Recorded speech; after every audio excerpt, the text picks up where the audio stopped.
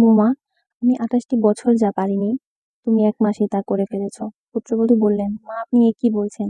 শাশুড়ি বলল, হ্যাঁ মা, আমি এই 28টি বছরে ছেলেকে ফজরের নামাজে অভ্যস্ত করতে পারিনি, তুমি 1 মাসেই তা পেরেছ। পুত্রবধূ তখন শাশুড়িকে বলল, মা আপনি কি পাথর আর স্বর্ণের গল্পটা জানেন? শাশুড়ি বলল, না তো।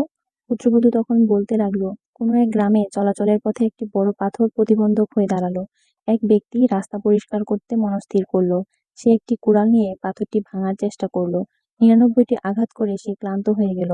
তখন সেখান দিয়ে এক পথিক যাচ্ছিল। লোকটি পথিকের সাহায্য চাইলো। পথিক কুড়াল নিয়ে আঘাত করতেই পাথরটি ভেঙে গেল এবং ভেতর থেকে স্বর্ণভর্তি একটি থলে বের হয়ে এলো। তখন পথিক বলে উঠল, যেহেতু পাথরটি আমার আঘাতে ভেঙেছে, তাই থলেটি আমার। লোকটি বলল, আমাকেও কিছু দাও, আমিও যে 99টি আঘাত করলাম। তখন পথিক রাজি হলো না। দুজনে কাজীর কাছে গেল। সব শুনে কাজী মীমাংসা করলেন। স্বর্ণগুলোকে 100 ভাগ করে 1 ভাগ দিলেন পথিকের, বাকি 99 ভাগ লোকটিকে দিয়ে দিলেন এবং কাজী বললেন, যদি তোমার 99টি আঘাত না হতো তাহলে এই পাথরটি ভাঙতই না। পুত্রবধূ শাশুড়িকে বললেন, মা আপনি 28টি বছর পরিশ্রম করে সবকিছু প্রস্তুত করেছেন, আমি শুধু শেষ আঘাতটাই করেছি। বউ শাশুড়ির সম্পর্কগুলো এরকম হলে কোনো পরিবারে অশান্তি থাকতো না।